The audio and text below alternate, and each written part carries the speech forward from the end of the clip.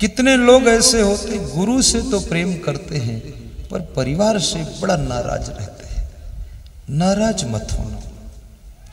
गुरु तब बहुत खुश होता है जब तुम अपने कुल कुटुंब परिवार से भी प्रेम करते हो। अपने वाइफ से भी प्रेम रखते हो, अपने पति से बहुत प्रेम है। और जिस घर में पति पत्नी में प्रेम रहता है उस घर में लक्ष्मी आकर बसेरा करती है, वहां दरिद्र कभी नहीं आता है। क्योंकि लक्ष्मी प्रेम घर को ढूंढती है। लक्ष्मी जहां वाद विवाद होता है वहां से विदा हो जाती है। लक्ष्मी जहां प्रेम का वातावरण होता है वहां आकर बसेरा करती है। इसलिए पति पत्नी प्रेम से रहना, भाई भाई प्रेम से रहना, और पिता पुत्र भी प्रेम से रहना, और गुरु से भी प्रेम करना, सब मिल करके, तो आपके घर में लक्ष्मी बरसती रहेगी, कभी दरिद्र नहीं आएगा।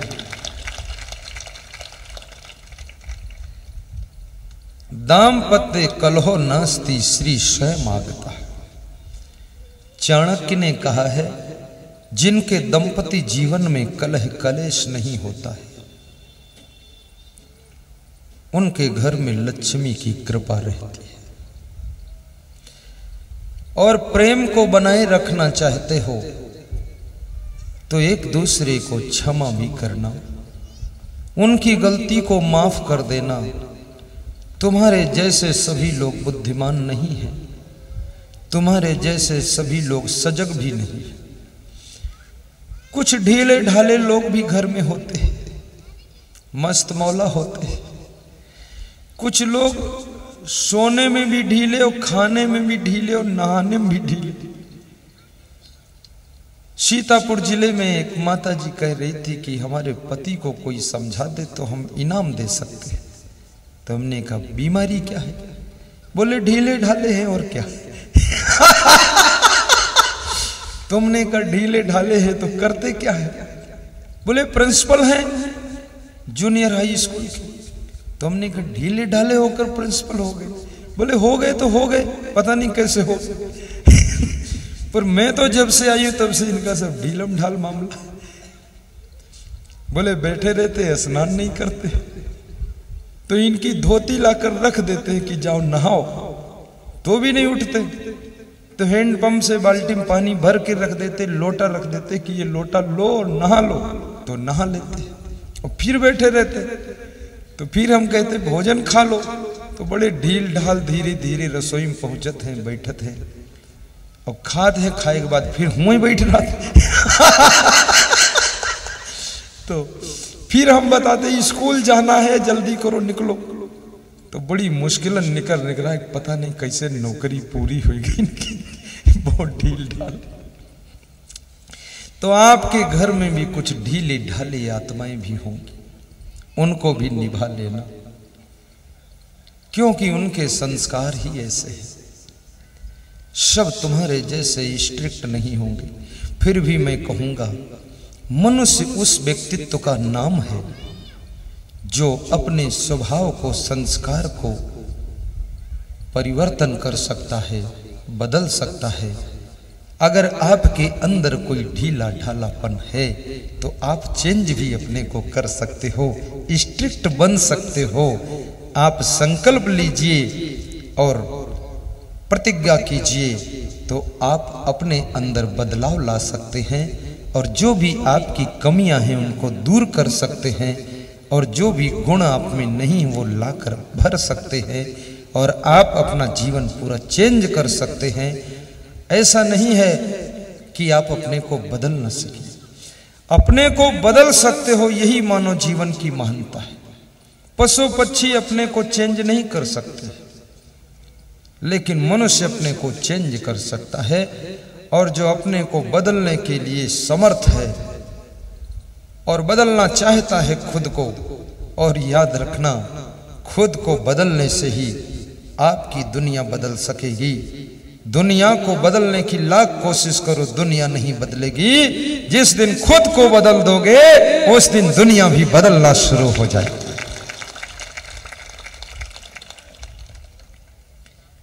बहुत अच्छा लगा।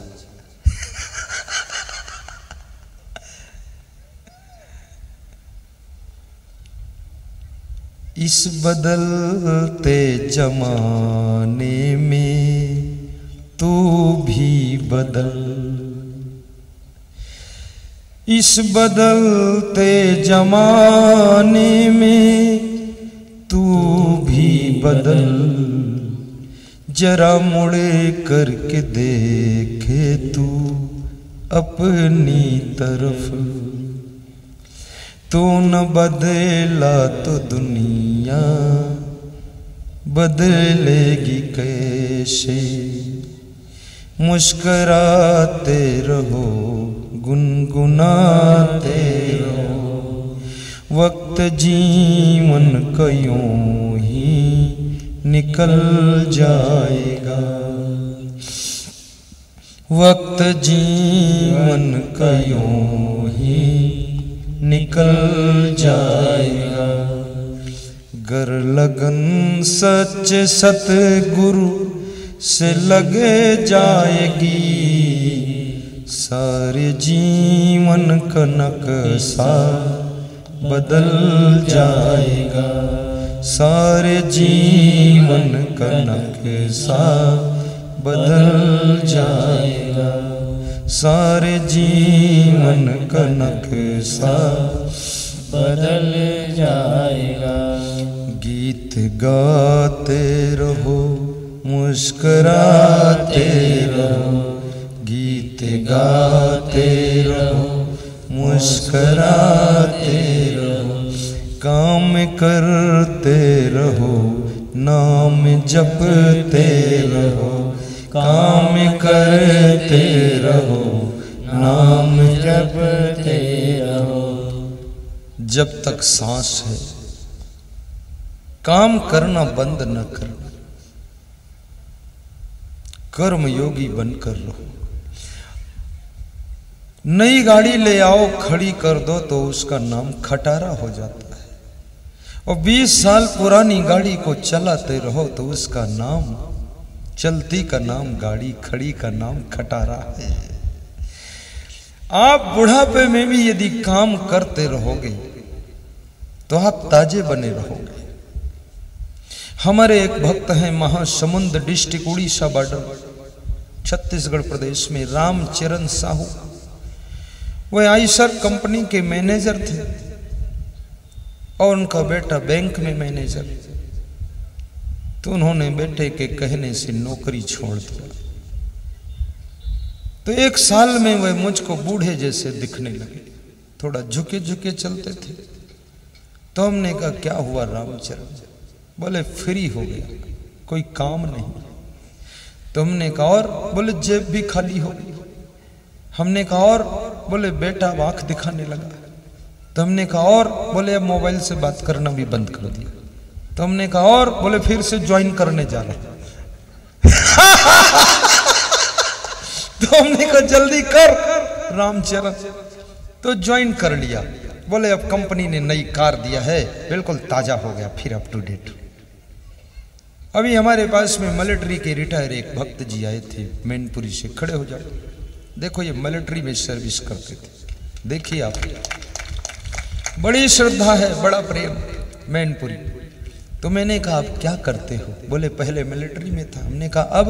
बोले अब फिर से ज्वाइन किया, डबल सर्विस चालू। अभी भी वे नौजवान रखते हैं और मूंछ पे ताव लगाते हैं रोज। बिल्कुल ताजे। इसलिए कर्म हमेशा करो, कभी भी। और मैं आपके बेटे से भी कहूंगा, बहुओं से भी कहूंगा, अपने बूढ़े माँ बाप से भी काम लेते रहना, उनको खाली मत बिठाना।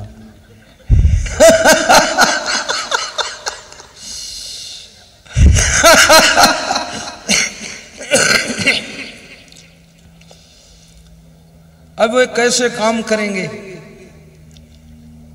ये आपको बता देता हूं। उनका इंजेक्शन मैं दे देता हूं। उनके पैर छू लिया करो और सुबह सुबह उनसे कहा करो कि पिताजी हमारे इतनी बुद्धि नहीं है, आप हमको सहयोग कीजिए, नहीं तो सब बिजनेस बिगड़ जाएगा। और माँ से कहो, माँ ये घर संभालो। बहू सासू के पैर छूले और कहे कि मैं अभी छोटी हूँ, बेटी हूँ, उतनी बुद्धि नहीं है, थोड़ा ध्यान रखना सासू जी। फिर देखना वो सासू 18 साल की लड़की जैसे दौड़ेगी और फिर तुम बैठकर मुस्कुराओ कि जय हो सासू की, स्पीड पकड़ो और इनसे काम लो, नहीं तो ये बीमार हो जाएंगे सब। इनको कहाँ हॉस्पिटल में लिए घूमोगे तुम, इनको चलाते रहो। और ये भी निवेदन करूंगा, साथ में खुद भी काम करो। और सास ससुर का, माता पिता का थोड़ा कहना मान लो तो वे बहुत काम करेंगे। थोड़ी बात मान लिया करो, बात उनकी काटा ना करो। अगर संशोधन योग्य है तो बात को संशोधन कर लेना, लेकिन उस समय बस यही कहो, हाँ जी, बस ठीक है। वे खुश रहेंगे और मेहनत करेंगे। और घर का बच्चा बच्चा कर्म योग की साधना में लगना चाहिए।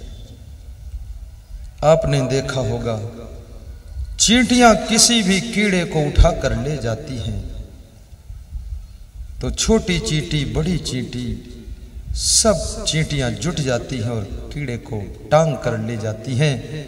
और किसी चींटी को जगह नहीं मिलती उसमें लगने की तो पीछे से ढकेलती रहती है मैं बड़े गौर से ये चीजें देखता हूं, रुक जाता हूं, वहीं खड़ा रहता हूं 5 मिनट, ये चींटी कर क्या रही है। वहां से सत्संग निकालता हूं। इसलिए सब लोग एक साथ जुट जाया करो। 10 लोग कार्य कर रहे हों, एक आदमी बैठा हो तो 10 लोगों के मन को भी कमजोर कर देता है।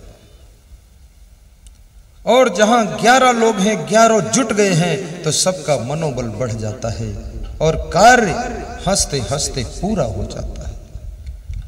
सब कार्य करो, घर में पूरा मेंटेन रखो। कितने घरों में देखा जाता है, पूरे घर में सामान बिखरा हुआ पड़ा रहता है। रात के अंधेरे में निकलो तो कहीं थाली में पांव पड़ जाए, पांव कट जाए, कहीं हंसिया पड़ा, कहीं खुरपा पड़ा, बहुत खतरनाक सामान पड़ा। खैर एक फायदा है, चोर वोर आए तो उसका भी हाथ पांव कट जाएगा लेकिन सामान को यथास्थान जमा कर रखिए। यथास्थान का अर्थ यह है कि हर सामान का निश्चित स्थान करिए। आज यहां रखते हो, कल उस कमरे में रखते हो, परसों उस अलमारी में रखते हो, फिर तुमको खुद ढूंढे नहीं मिलेगा और घर में बकवास होगी। जिस खूंटी में जो सामान टांगते हो उसी में टांगो, जिस अलमारी में जो सामान रखते हो वहीं रखो। बिल्कुल फिक्स स्थान होना चाहिए, तो आपको टेंशन भी नहीं होगी, कहना सुनना नहीं होगा और आंख बंद करके वो सामान ढूंढ लोगे। सामान ढूंढने में टाइम बर्बाद नहीं होगा और सामान को केयर भी कीजिए। सामान को तोड़ा फोड़ा मत करो, संभाल कर रखा करो। अगर एक सामान 20 साल तक काम आ जाए आपके तो ज्यादा अच्छा है, बहुत अच्छा है। अभी मेरे गुरु ने मुझे एक कुर्सी मेज दिया था, वो उसको मेरे साथ में 26 वर्ष हो गए, वैसी की वैसी रखी और उस पर रोज मैं लिखता पढ़ता रहता हूं और लगता है मेरी जिंदगी भर तो नहीं हटेगी। दूसरे को जब दूंगा तो उसको ईंधन जरूर बना देगा निपटा देगा। अब उस कुर्सी मेज को खरीदने में दोबारा पैसा खर्च नहीं होगा। वही पैसे से कोई नया काम, बड़ा काम तुम कर सकते हो। याद रखना, बार बार वही सामान तोड़ोगे, फेंकोगे, खोओगे, बर्बाद करोगे तो वही सामान खरीदने में बार बार तुम्हारा इन्वेस्ट होगा, खर्चा होगा, तो तुम कोई नया और बड़ा काम नहीं कर सकोगे। तुम उसी थोड़े में ही घूमते रहोगे, भटकते रहोगे। इसलिए बड़ा करना है तो सामान की सुरक्षा करना भी सीखिए। या आपको कुछ मैं घरेलू बातें भी बता देता हूं और ये बातें जरूरी है, इन्हीं से घरों में बड़ा बकवास होती लोगों की। इन्हीं से अशांति पैदा होती कितने घरों में। और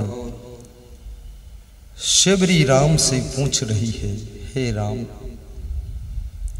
भक्ति क्या चीज है, भक्ति की परिभाषा बताइए। तो भगवान राम क्या कह रहे हैं, आइए, अपना प्रसंग तो भक्ति का है। राम कहते हैं, शबरी,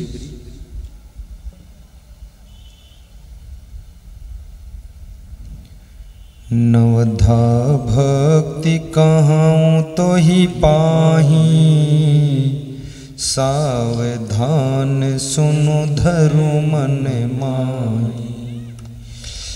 नवधा भक्ति कहूँ तो ही पाही, सावधान सुनो धरु मन माही। 9 प्रकार की भक्ति है शबरी, मैं तुझे सुना रहा हूं, सावधान होकर के सुन और उसे मनन कर और फिर धारण कर। सुनना और मनन करना और धारण करना 3 बातें होती। श्रोता के 3 गुण होते, श्रवण, मनन और निदिध्यासन। ध्यान से सुनना, पहली बात तो ध्यान से सुनना ही कठिन है, और सुनो फिर उसे मनन करना बहुत कठिन है। यहां से जब जाओ अपने घर में तब उसे मनन करो कि महाराज ने क्या सुनाया। कितने लोग तो सब भूल जाते हैं, यही सुनते यही भूल जाते, कुछ याद ही नहीं रहता। ये कहते बड़ा अच्छा लगा, आनंद खूब आया, लेकिन याद कुछ नहीं। थोड़ा याद भी रखो और निदिध्यासन, फिर उसको धारण भी करो, जीवन में उतारो। निदिध्यासन का अर्थ होता है धारण करना, जीवन में उतारना। श्रवण, मनन और निदिध्यासन, ये 3 गुण हैं श्रोता के। समझो भी गुरु जी क्या कह रहे हैं, किस चीज को छोड़ने को कह रहे हैं, किसको पकड़ने को कह रहे हैं। एक सेठ ने 1000 देसी घी के पीपे स्टोर कर लिया। मार्केट में देसी घी की सप्लाई कम हो गई, देसी घी की किल्लत पड़ गई, रेट बढ़ गए। सरकार ने आदेश दिया, जिसके स्टोर में 10 पीपे से अधिक देसी घी मिल गया तो उसको दंड दिया जाएगा, सजा। तो डर गया सेठ, तो उसने सोचा अब क्या करूं। तो रात में कर्मचारियों को बुलाया और कहा, पीछे अपना खेत है, उसमें गड्ढा खोद करके ये जो 1000 पीपे घी है वहां रख देना गड्ढे में। कर्मचारी रात में गड्ढा खोदते हैं और सब घी वहां गड्ढे में रख देते हैं, और सवेरे खाली पीपा सिर पर लाद कर आते हैं और सेठ जी से कहते हैं, सेठ जी खाली पीपा कहाँ रख दे बताओ। सेठ ने कहा, रे पागल, घी कहाँ रख दिया? बोले वो खेत में गड्ढे में रख दिया। बोले खाली पीपा यहाँ लाया, वो तो घी बर्बाद हो गया मिट्टी में। बोले आपने तो कहा था घी वहां रख देना, पीपा के बारे में तो बता ही नहीं था। तो सेठ ने कहा कि क्या मैंने कहा, क्या सुना, क्या किया, सब बर्बाद हो गया। इससे अच्छा तो किसी को दान दे देते तो ठीक था। तो उन कर्मचारियों ने कहा कि मैं समझ नहीं पाया। बोले मैं कहा था पीपा सहित गड्ढे में घी रख देना, और तुमने घी को खोल के पीपा वो उसमें डाल दिया गड्ढे में, और खाली पीपा यहां लेकर आए। तो याद रखना, गुरुदेव कहते हैं अपनी बुरी आदतों को छोड़ो, तो कहीं अच्छी आदतों को न छोड़ देना, घी न छोड़ देना, अच्छे अच्छे गुणों का घी न फेंक देना जो खाली पीपा लेकर घूमो। गलत आदतों को छोड़ना, सत्संग सुनने की आदत बनाओ। कितने श्रोताओं से मैंने कहते सुना कि जिस रोज आपका सत्संग नहीं आता है तो बड़ा निराश होकर सोचता रहता हूं थोड़ी देर, आज महाराज टीवी में क्यों नहीं आए। और कितने श्रोता ऐसा कहते हैं, भोजन न मिले शाम को मंजूर है, लेकिन सत्संग न मिले तो बड़ा दुख हो जाता है। भोजन तो बार बार मिल जाता है, लेकिन सत्संग का कौन सा शब्द हमारी जिंदगी को सुखद बना देगा क्या पता। इसलिए रोज सत्संग सुनना चाहिए। और YouTube में भी सत्संग की व्यवस्था आ चुकी है। असंग देव असंग साहिब सर्च कीजिए YouTube में। कल मेरे को प्रबंधक ने शाम को बताया कि 650 वीडियो लोड हो चुके हैं। 650 वीडियो प्रवचन की YouTube में। इसमें ऐसे कितने श्रोता जो YouTube में भी देखते हैं, हाथ उठा दो जरा। Very good. विदेशों में भी बहुत से लोग YouTube में देख रहे हैं। YouTube में, Facebook में लाइक कीजिए, YouTube में सब्सक्राइब कीजिए और ट्विटर में ट्वीट कीजिए। वहां लिखा है, मैं देख के पढ़ रहा हूं। और यहां पर सोशल मीडिया से जुड़ने के लिए निःशुल्क संपर्क करें, वहां कार्यालय है। वहां जाकर आपके मोबाइल में वो सिस्टम बना देंगे तो आप देख सकेंगे। और YouTube में प्रवचन सुनो साथ में। अब तो ये जो आस्था भजन चैनल में आता है टीवी में, ये भी मोबाइल में आ जाता है।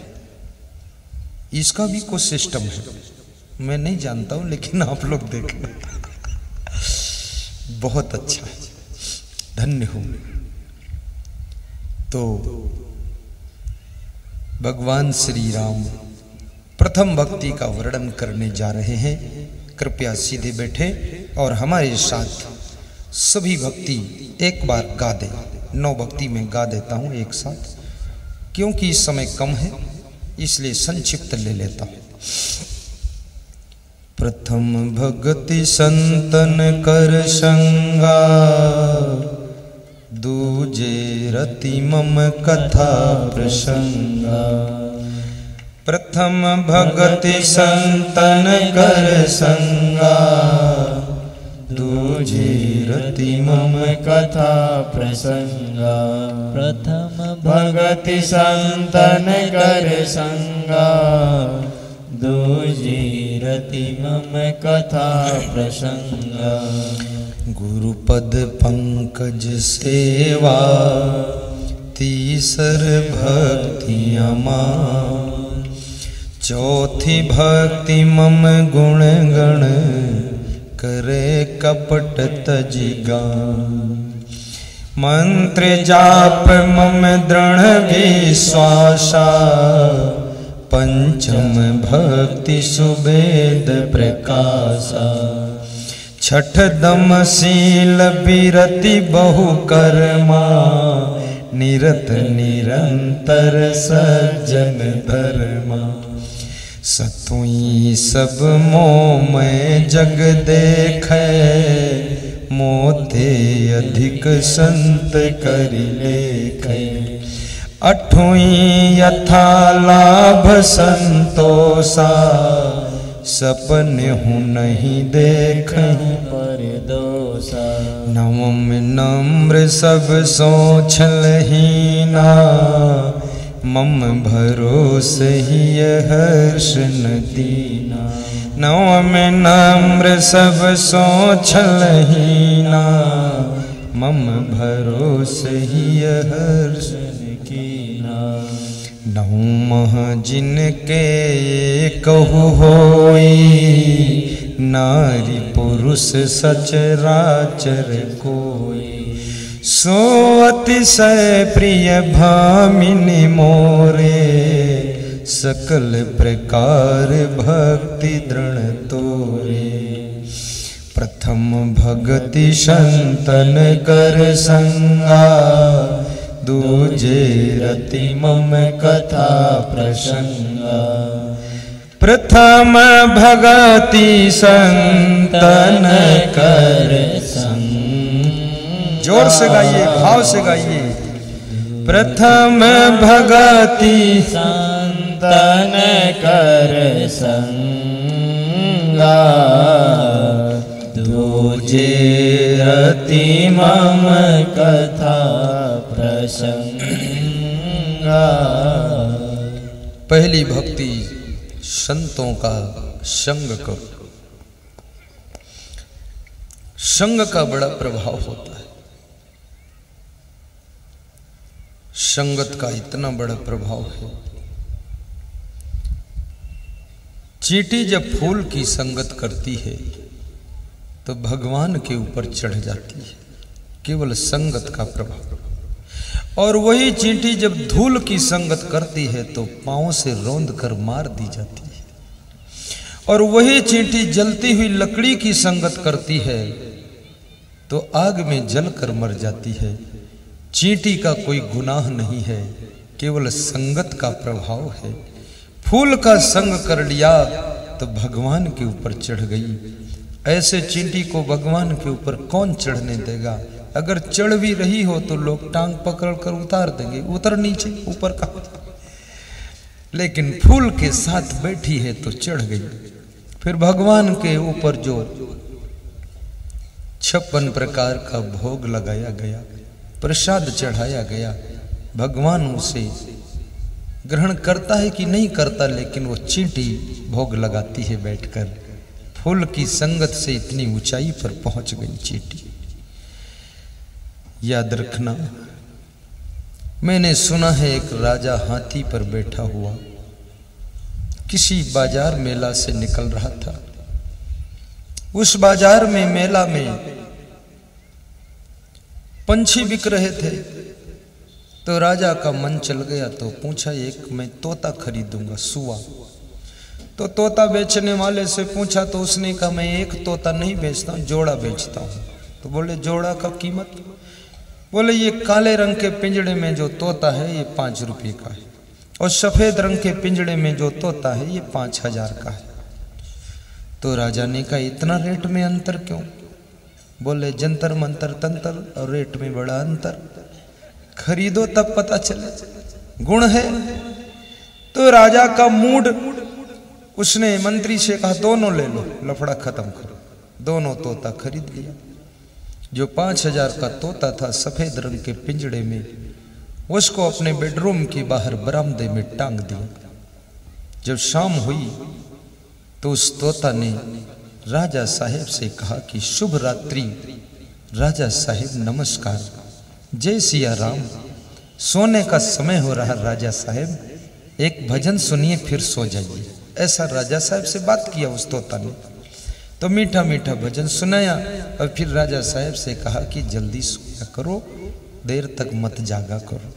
राजा सो गया और रात में बड़ा खुश रहा कि तोता बड़ी अच्छी बात बताया।